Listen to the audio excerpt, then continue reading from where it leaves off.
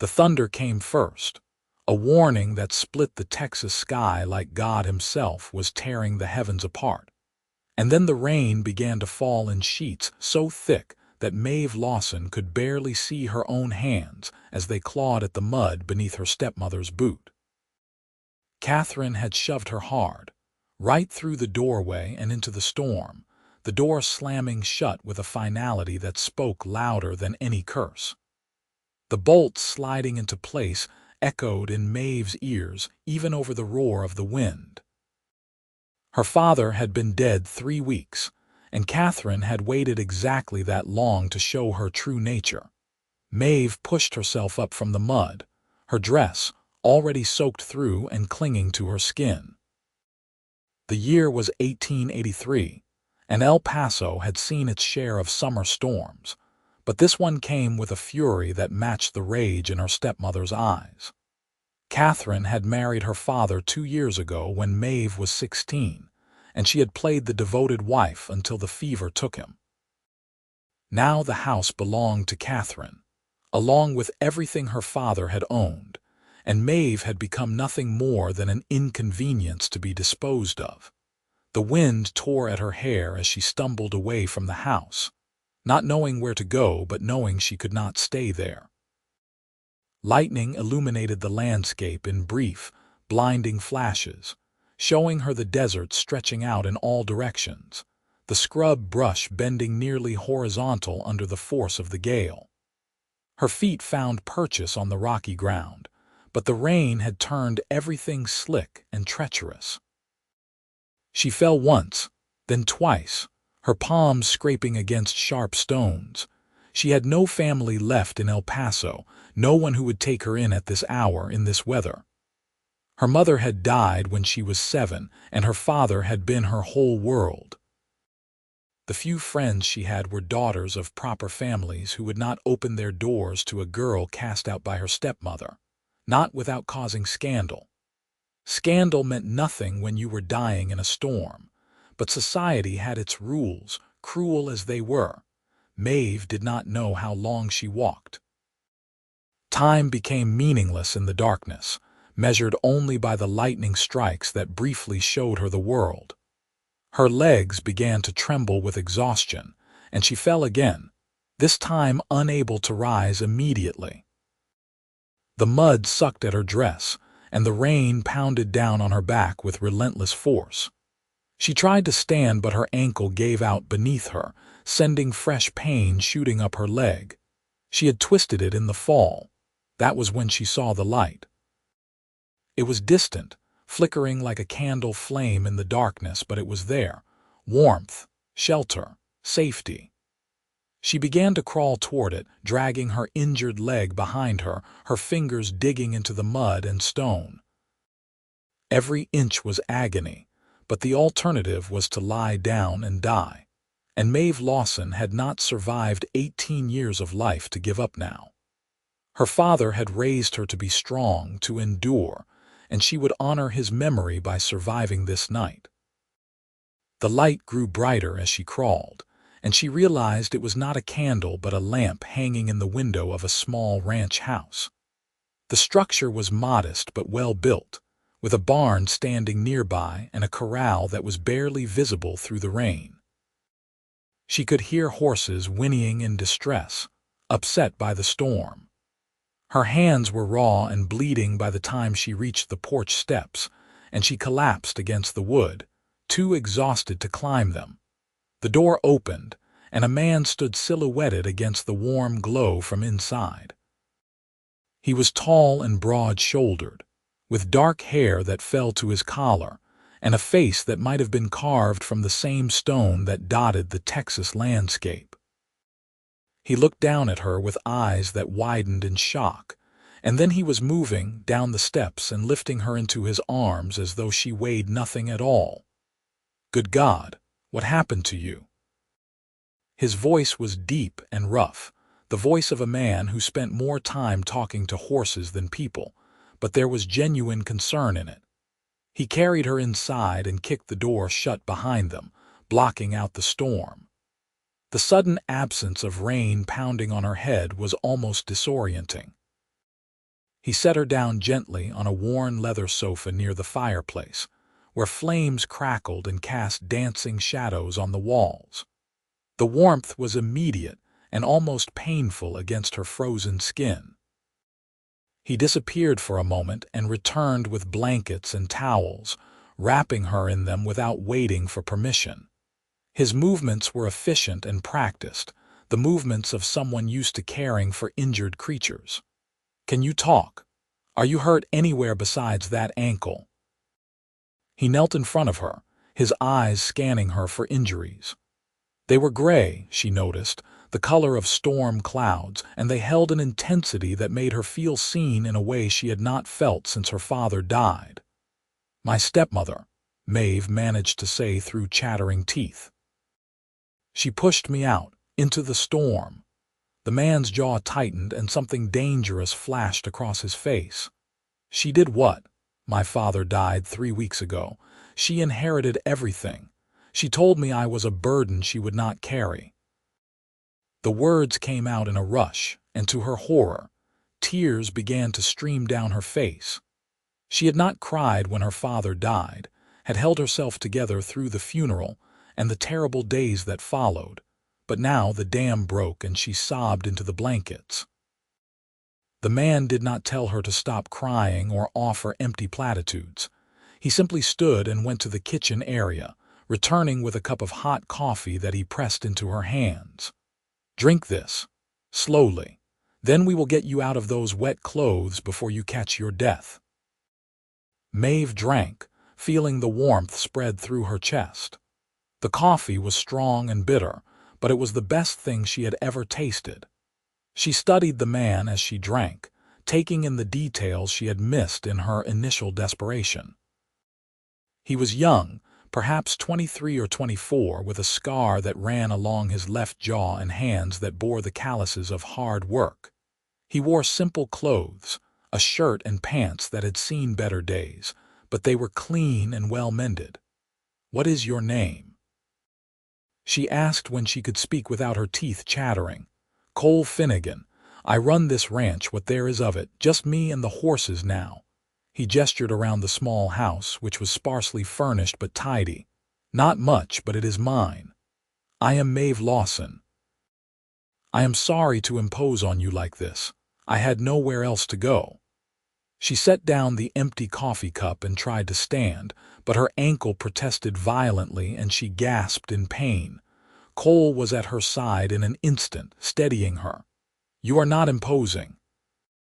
No decent person would turn away a woman in need, especially not in a storm like this. His hands on her arms were gentle despite their strength, and Maeve felt something unfamiliar stir in her chest. "Let me help you to the bedroom. You need dry clothes and rest. We can figure out what to do come morning." He helped her hobble to a small bedroom at the back of the house, supporting most of her weight. The room was simple, with a bed covered in a patchwork quilt and a dresser against one wall. He rummaged through the dresser and pulled out a shirt and a pair of pants. "These will be too big for you, but they are dry. I will give you privacy to change.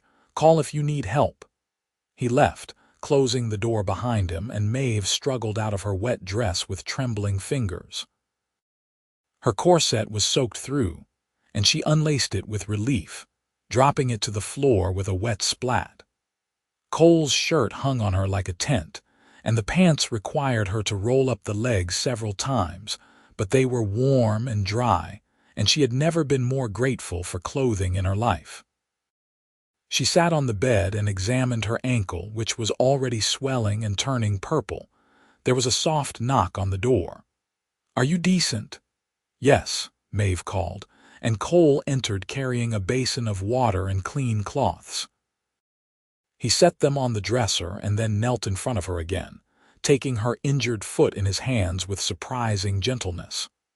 "This is going to hurt," he warned, and then he began to clean the cuts on her hands and knees, washing away the mud and blood.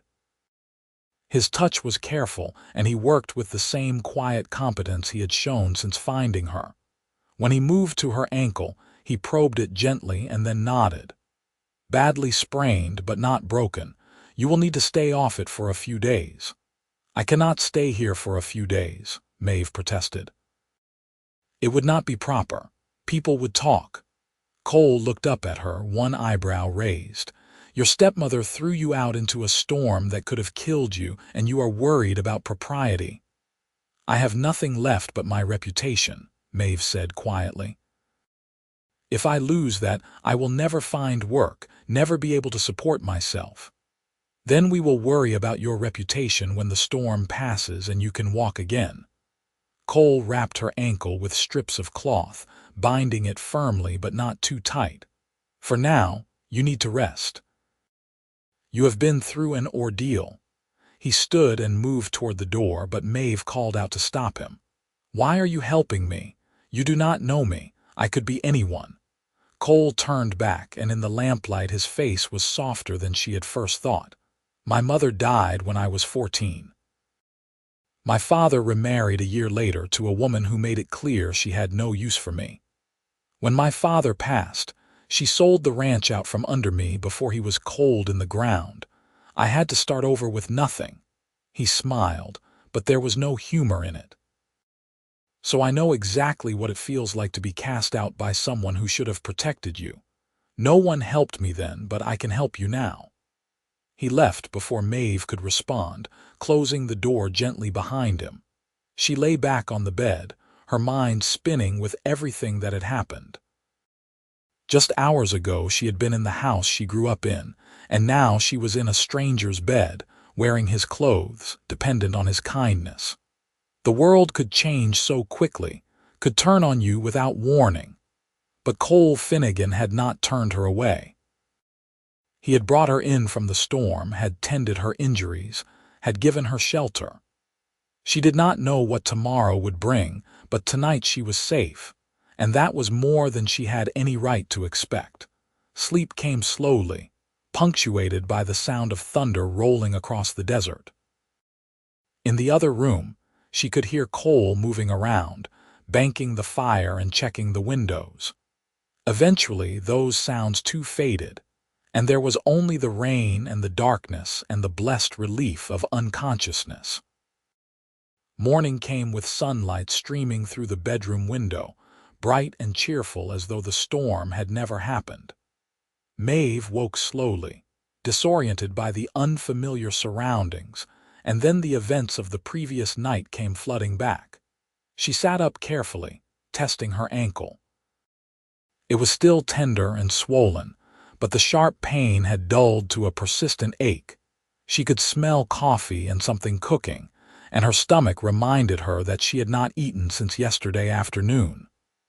Using the dresser for support, she managed to hobble to the bedroom door and open it. Cole was at the stove frying eggs and bacon in a cast-iron skillet. He looked up when he heard her and frowned. You should be resting that ankle, he said, but he pulled out a chair at the small table. Sit before you fall. Maeve sat gratefully, accepting the plate of food he set in front of her. Thank you for everything. I do not know how I can repay you.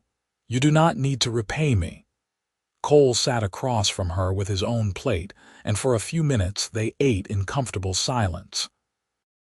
The food was simple but well cooked, and Maeve ate every bite, suddenly ravenous. When they finished, Cole pushed his plate away and looked at her seriously. We need to talk about what happens next. You cannot go back to your stepmother, that much is clear. Do you have any other family? Friends who would take you in? Maeve shook her head. No family. My friends would not risk the scandal of housing me. Catherine made sure to spread stories before she cast me out, I am certain. She would have told people I ran away or that I was behaving improperly. My word against hers means nothing. What about work? Can you support yourself? I can sew, I can cook, I can keep house. But no one will hire me without a reference, and Catherine will never give me one. The hopelessness of her situation was beginning to sink in. I am trapped. Cole was quiet for a long moment, his fingers drumming on the table. Then he said, I have a proposal. It is not ideal, but it would solve both our problems. What kind of proposal? Marry me. Maeve stared at him, certain she had misheard. "I beg your pardon." "Marry me," Cole repeated, meeting her eyes steadily. "It would give you security and respectability. No one could question your reputation if you were my wife, and it would help me too. This ranch is small, but it is growing. I need help running it, help in the house. We could be partners in this." "You do not know me," Maeve said, her heart pounding. "I could be lazy or cruel or dishonest. You crawled through a storm rather than give up. That tells me you are strong. You thanked me for helping you even though you were in pain and frightened. That tells me you are kind. And you are worried about repaying me for a night's shelter. That tells me you are honest." Cole leaned forward, his gray eyes intense. "I am not asking you to love me, Maeve. I am offering you a business arrangement that would benefit us both." Maeve's mind raced. It was a mad proposal, marriage to a stranger, but what other choice did she have? She could try to make it to another town, but with no money and an injured ankle, she would not get far. She could throw herself on the mercy of the church, but that would mean a life of servitude and charity. Or she could accept Cole's offer and at least have a chance at building something. "If I agree," she said slowly, "what would you expect from me?" "As your wife." Cole's face flushed slightly and he looked away. "I would expect you to help run the household, to be a partner in making this ranch successful. As for the other aspects of marriage, we can decide that together in time. I am not an animal. I would not force anything on you." The sincerity in his voice decided her.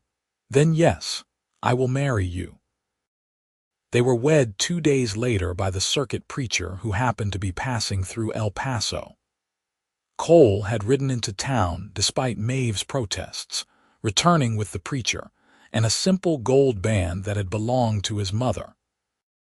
The ceremony was brief and businesslike, witnessed by 2 of Cole's neighbors who asked no questions about the hasty marriage. When the preacher pronounced them husband and wife, Cole kissed her cheek gently, a chaste touch that somehow felt more intimate than any embrace. Then the preacher and neighbors left, and Maeve was alone with her new husband, legally bound to a man she had known for less than a week. The first weeks of marriage were awkward as they learned to live around each other. Cole spent most of his days working with the horses, breaking and training them to sell to the cavalry and to ranchers who needed reliable mounts. Maeve focused on the house, cleaning years of bachelor neglect from every corner, mending curtains and clothes, cooking proper meals instead of the simple fare Cole had been living on. They were polite with each other, careful, like 2 people walking on ice that might crack at any moment. Cole slept on the sofa, insisting that Maeve keep the bedroom until her ankle healed. They spoke about practical things, about supplies that needed buying and repairs that needed making, but they did not speak about anything deeper. But slowly, gradually, things began to change. Maeve's ankle healed and she started helping Cole with the horses, learning how to feed and groom them. She had always loved horses, but had never been allowed to work with them, that being unladylike according to her stepmother. Cole was a patient teacher, showing her how to approach a nervous animal, how to read their body language, how to earn their trust.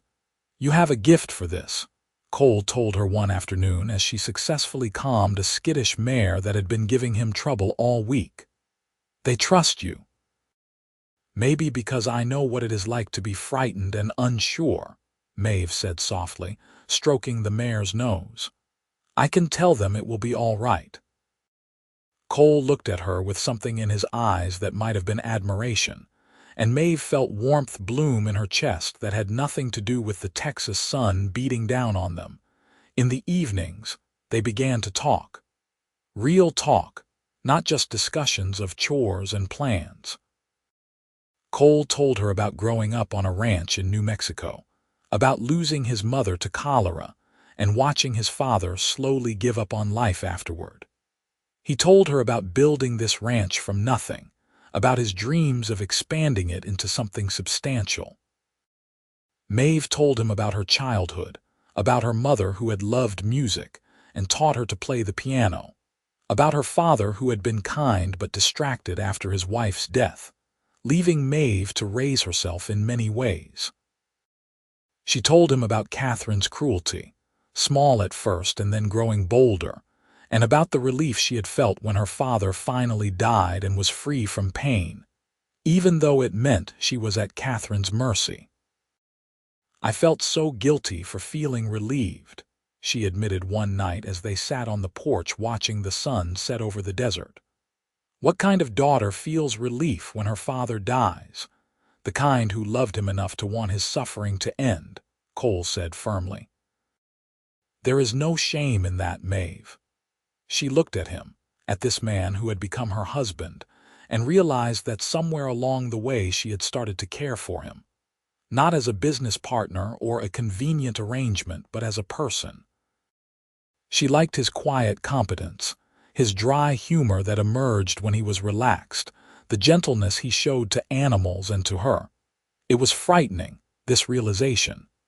Caring for someone gave them the power to hurt you, and Maeve had been hurt enough. But it was also exhilarating, this flutter in her chest when Cole smiled at her, this awareness of his presence in any room. 3 months after their wedding, everything changed. They had gone into El Paso together to buy supplies, and on the way back their wagon wheel hit a deep rut in the road. The wagon lurched violently, throwing Maeve against Cole, and his arms came up instinctively to steady her. For a moment they were pressed close together, his face inches from hers, and something electric passed between them. "Are you hurt?" Cole asked, his voice rougher than usual. "No," Maeve whispered, very aware of the strength in the arms holding her, of the way his eyes had darkened as he looked at her. They pulled apart awkwardly, and Cole focused intently on controlling the horses, but the moment stayed with Maeve all the way home. That night as they prepared for bed, she stopped Cole before he could take his blankets to the sofa. "You do not have to sleep out there," she said, her heart hammering. "We are married. We could share the bed."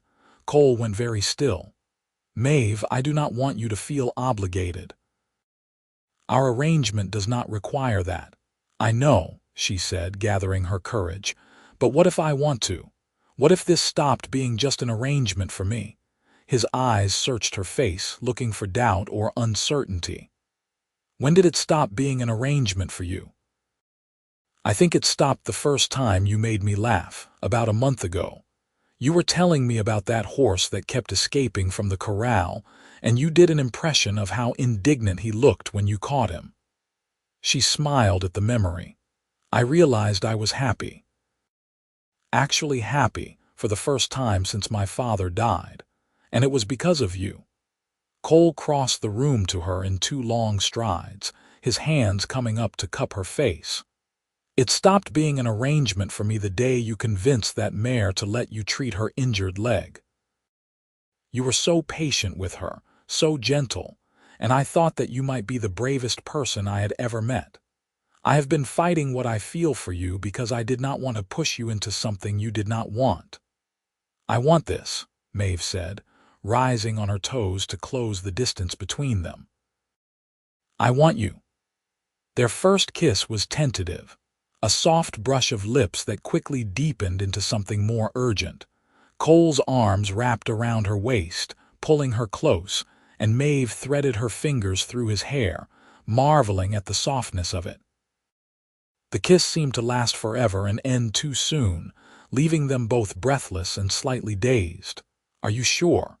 Cole asked one more time, giving her the chance to back away. "I have never been more sure of anything," Maeve replied, and she meant it with every fiber of her being. That night, their marriage became real in every sense, and Maeve discovered that physical intimacy with someone you cared for was nothing like the embarrassing descriptions the married women in town had giggled over. It was tender and sometimes awkward and utterly beautiful, And afterward Cole held her close and told her that she was the best thing that had ever happened to him. Life settled into a new rhythm after that, one marked by affection and partnership. They worked side by side during the day, building the ranch together, and at night they fell into bed exhausted but content, wrapped in each other's arms. The ranch began to thrive under their combined efforts, their reputation for quality horses spreading throughout the territory. 6 months after their wedding, Maeve went into town alone to buy fabric for new curtains. She was walking down the main street when she came face to face with Catherine. Her stepmother had aged in the months since Maeve had last seen her, new lines etched around her mouth and eyes. She stared at Maeve with undisguised shock. "You," Catherine spat. "I heard you had trapped some poor rancher into marrying you. I suppose you told him lies about me." Maeve felt anger rise in her chest, hot and fierce, but she kept her voice level. "I told him the truth. That you threw me out into a storm and left me to die. But I survived, Catherine, and I built a life for myself. A good life, with a man who actually cares for me." "You were always ungrateful," Catherine hissed. "Your father spoiled you, made you think you were special. I did you a favor teaching you how the world really works." "You pushed me out into a storm," Maeve said, her voice shaking now with the force of her emotions. "You could have killed me, and you did it because you saw me as competition for my dead father's money. But you know what? I do not need that money. I have something far more valuable. I have someone who sees me as a partner, not a burden. I have a home I helped build. And I have my self-respect, which is more than you will ever have." She walked away without waiting for a response, her head held high. When she got back to the ranch and told Cole what had happened, he pulled her into his arms and held her while she cried, releasing months of pent-up anger and hurt. "She cannot hurt you anymore," Cole murmured into her hair. "You are safe now. You are home." And it was true. This ranch, this life she had built with Cole, was home in a way her father's house had never been. She had found where she belonged. 2 years after that stormy night, Maeve discovered she was pregnant. She told Cole over dinner, watching his face carefully for his reaction. His eyes widened, and then a grin split his face so wide it looked like it might crack. "A baby. We are going to have a baby." He was around the table in an instant, lifting her up and spinning her around before carefully setting her down. "I am sorry. Should I not have done that?" "Can I hurt the baby?" Maeve laughed, dizzy with joy and relief. "The baby is fine. We are both fine. We are going to be parents, Cole." He knelt in front of her, pressing his forehead against her still flat stomach. "Did you hear that? You are going to have the best mother in the world. She is strong and brave and kind, and she is going to love you so much." Maeve ran her fingers through his hair, her heart so full it felt like it might burst. "And the best father. You are going to teach our child everything you taught me about horses and ranching and never giving up." The pregnancy was not easy. Maeve was sick for the first 3 months, barely able to keep anything down, and Cole fretted over her constantly, trying to find food she could tolerate. As she grew bigger, the Texas heat became oppressive, and she spent the hottest part of the day resting in the bedroom with wet cloths on her forehead. But Cole was there through all of it, rubbing her aching back, talking to the baby through her belly, building a cradle in the barn with wood he had been saving for something special. Their neighbors rallied around them too, the women stopping by with advice and hand-me-down baby clothes, the men helping Cole with the heavy ranch work when Maeve could no longer help. In March of 1885, after 18 hours of labor that left Maeve exhausted and Cole pacing a hole in the floor, their son was born. He came into the world screaming his displeasure at being evicted from his warm home, with a shock of dark hair and his father's gray eyes. They named him Thomas, after Maeve's father, and Matthew for his middle name after Cole's mother. Cole held his son with shaking hands, tears streaming down his face as he stared at the tiny life they had created. "He is perfect. Maeve, he is absolutely perfect." "We made him," Maeve said wonderingly, reaching out to touch Thomas's tiny hand, which immediately grasped her finger with surprising strength. "We made a whole person." Those early months were a blur of sleepless nights and constant feedings, of learning what each cry meant and how to soothe their son when he was fussy. Cole proved to be a devoted father, walking the floor with Thomas for hours when Maeve needed to rest, changing diapers without complaint, singing off key lullabies that somehow always worked. The ranch continued to grow. They hired a young man named Samuel to help with the horses, giving Cole more time to spend with his family. They added onto the house, building 2 more bedrooms and a proper parlor, planning for the future and the possibility of more children.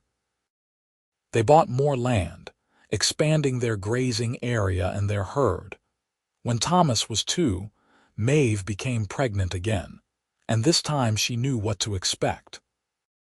The pregnancy was easier, and in the spring of 1887 they welcomed a daughter they named Margaret Rose, though they called her Rose from the start. She was smaller than Thomas had been, with her mother's green eyes and a disposition so sunny that she rarely cried. Their family felt complete in a way Maeve had never imagined was possible. On Sunday evenings, they would sit on the porch together, Cole holding Rose while Thomas played at their feet with his wooden horses, and Maeve would think back to that terrifying night when she had crawled through the mud toward Cole's light. "You ever regret it?" she asked Cole one of those evenings. "Marrying a woman you did not know?" Cole looked at her with such love in his eyes that it took her breath away. "I regret nothing except that I did not tell you I loved you sooner. You are everything to me, Maeve. You and these children are my whole world." "I love you too," she said, leaning her head on his shoulder. "I think I started loving you that first night when you carried me in from the storm. You saved my life." "No," Cole said firmly, pressing a kiss to her temple. "You saved your own life. You crawled toward the light instead of giving up. I just had the good fortune to be the one you crawled toward." Years passed in a pleasant blur. Thomas grew into a serious boy who loved the horses as much as his parents did, spending every free moment in the barn learning from his father. Rose was bright and curious, always asking questions about everything she saw, driving her parents to distraction and delight in equal measure. In 1890, they had another son they named James, who was stubborn and fearless from the moment he could walk. The ranch prospered beyond their wildest dreams. They became known throughout Texas and into New Mexico as the place to buy quality horses, trained with patience and skill. They hired more hands, built a bigger barn, bought even more land. Cole and Maeve worked hard, but they always made time for their children, teaching them the value of honest work and the importance of family. One evening in late summer of 1893, 10 years after that fateful storm, Maeve stood on the porch watching the sunset paint the sky in shades of orange and pink. Cole came up behind her, wrapping his arms around her waist and resting his chin on her shoulder. "What are you thinking about?" he asked softly. "About how different my life could have been, if the storm had been worse, if I had crawled in the wrong direction, if you had been the kind of man who would take advantage of a desperate woman instead of offering her genuine help." She turned in his arms to face him. "I could have died that night, Cole, or worse, I could have survived but spent my life alone and bitter. Instead, I found you. I found this." She gestured at the ranch spread out before them, at the house they had built together, at the barn where their children were currently playing with the new foals. "I found home. I found love. I found everything I did not even know I needed." Cole kissed her, soft and sweet, the kind of kiss that still made her toes curl even after 10 years of marriage. "We found each other, and I thank God for that storm every single day because it brought you to me."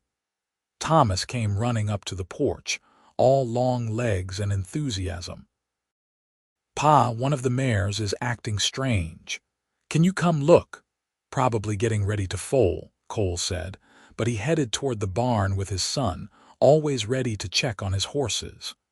Rose and James followed, not wanting to miss anything exciting. Maeve stayed on the porch, watching her family with a heart so full of love it almost hurt. She thought about Catherine sometimes, wondered if her stepmother ever regretted what she had done. But those thoughts came less and less frequently now. Catherine belonged to a different life, a different Maeve who no longer existed. The woman she had become was stronger, happier, more confident than she ever could have been if she had stayed in her father's house. She had been tested by that storm and she had survived. She had built a life and a family with her own 2 hands, had turned a business arrangement into a true partnership and a passionate love. As the sun dipped below the horizon and the first stars began to appear in the darkening sky, Cole came back to the porch with a grin on his face. "False alarm. Mare is fine, but the children are convinced we will have a new foal by morning. Then we might have to sleep in the barn," Maeve said, laughing. "You know they will not want to miss it." "Family camp out in the hayloft," Cole agreed, pulling her close. "I will grab the blankets."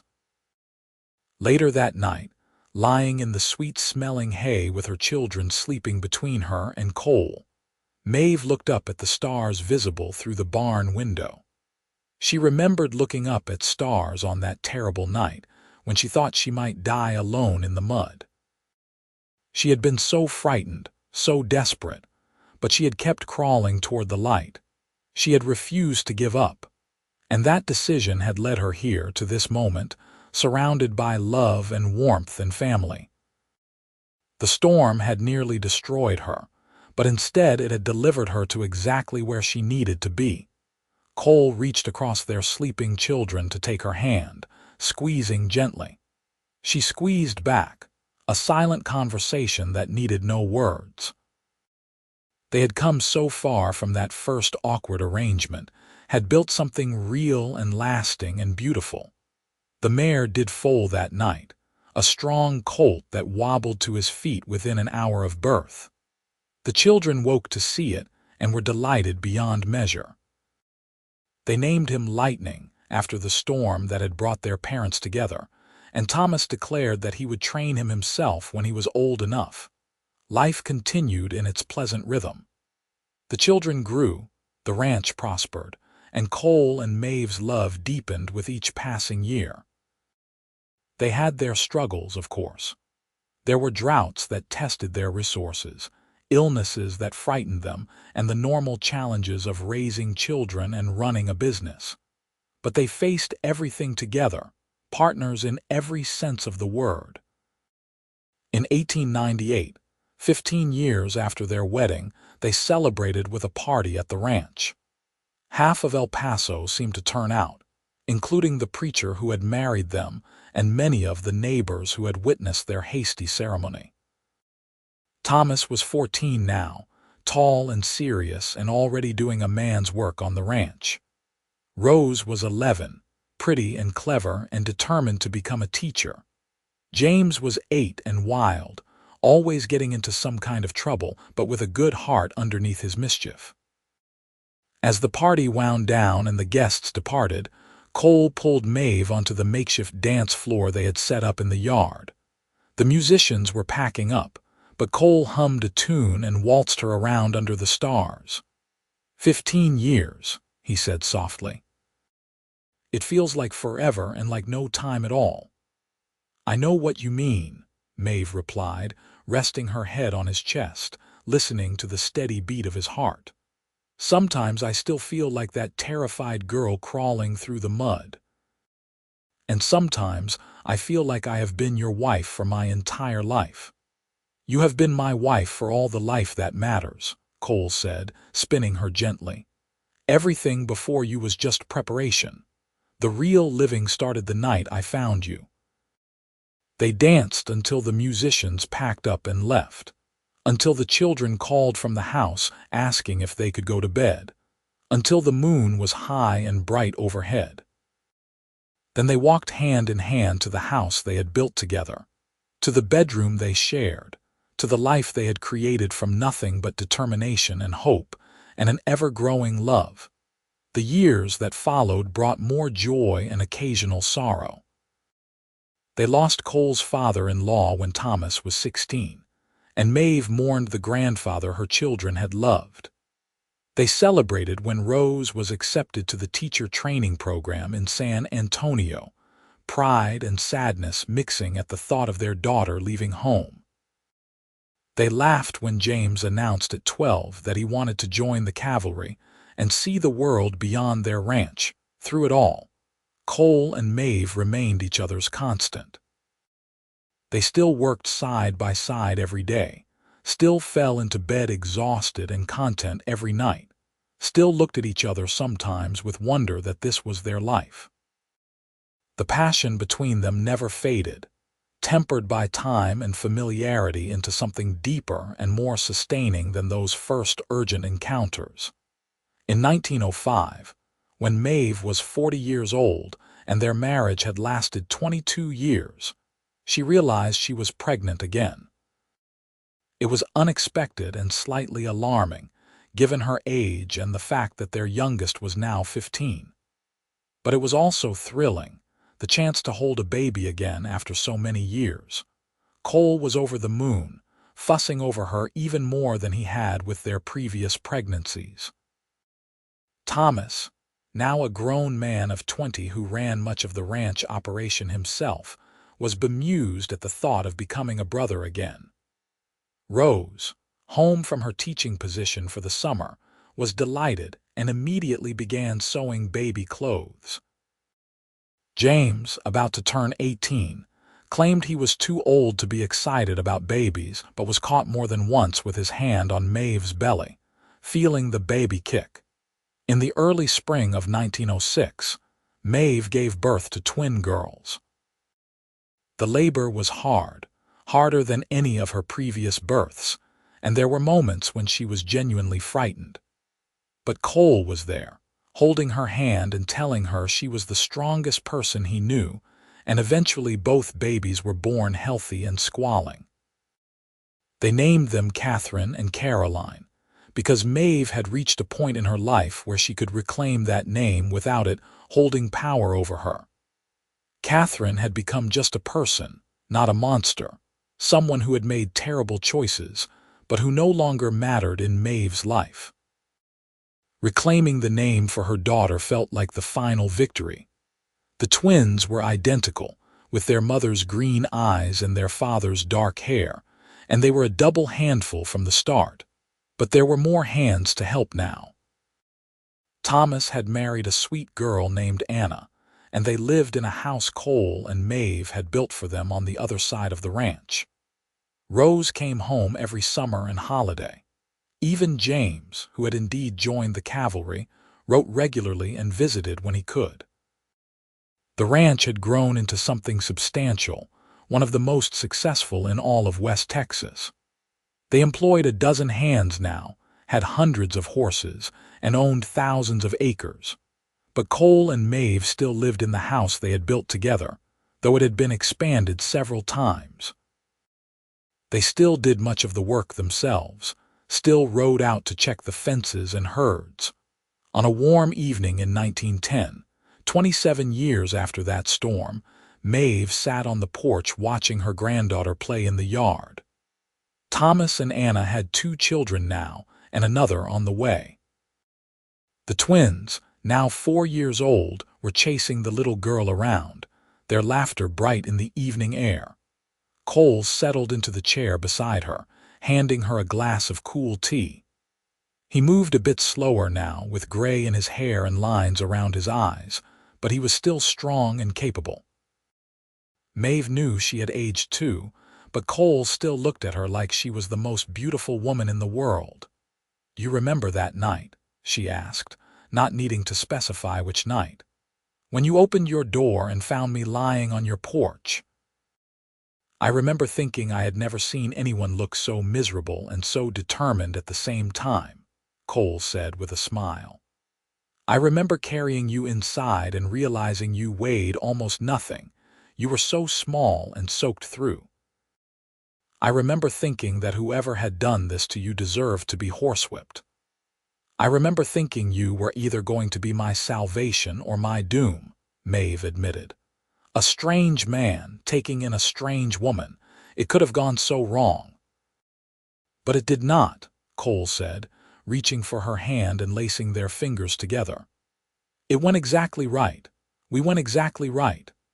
Maeve looked at their joined hands, his strong and scarred from decades of ranch work, hers smaller but equally marked by labor and life. She looked at the children playing in the yard, at the ranch spreading out in all directions, at the life they had built from that one terrible, wonderful night. "I used to think Catherine ruined my life by pushing me out into that storm," she said softly. "But now I think maybe she gave me my life. If she had not cast me out, I never would have found you. I would have married some respectable man in town eventually, had a proper life, been moderately happy. But I never would have known this. This joy, this partnership, this love." Cole lifted her hand to his lips and kissed it gently. "Then I suppose I should thank her, though it pains me to do so. She gave me the greatest gift I ever received by trying to destroy you, because you are indestructible, Maeve. You always were." They sat in comfortable silence as the sun set, watching their family and their legacy literally playing out before them. The children's laughter filled the air, mixing with the sound of horses in the corral and the wind rustling through the grass. It was the sound of home, of happiness, of a life well lived.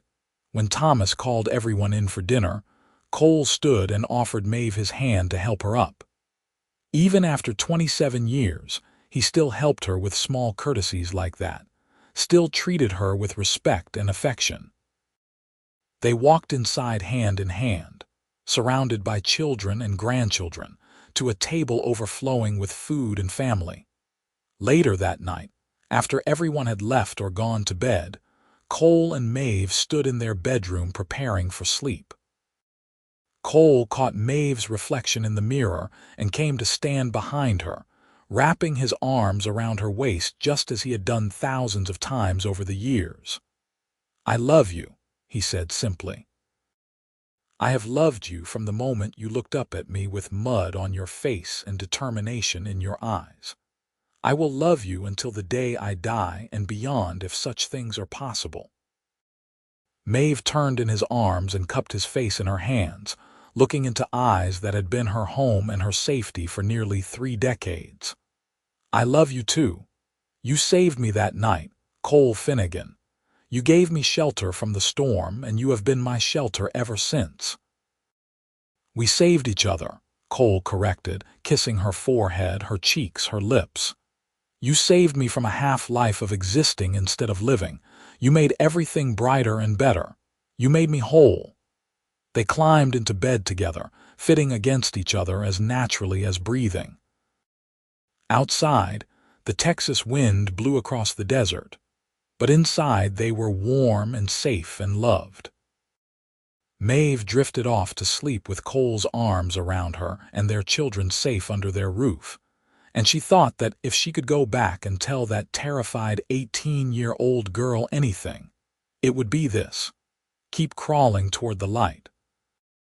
The storm will pass, and everything you ever dreamed of is waiting on the other side.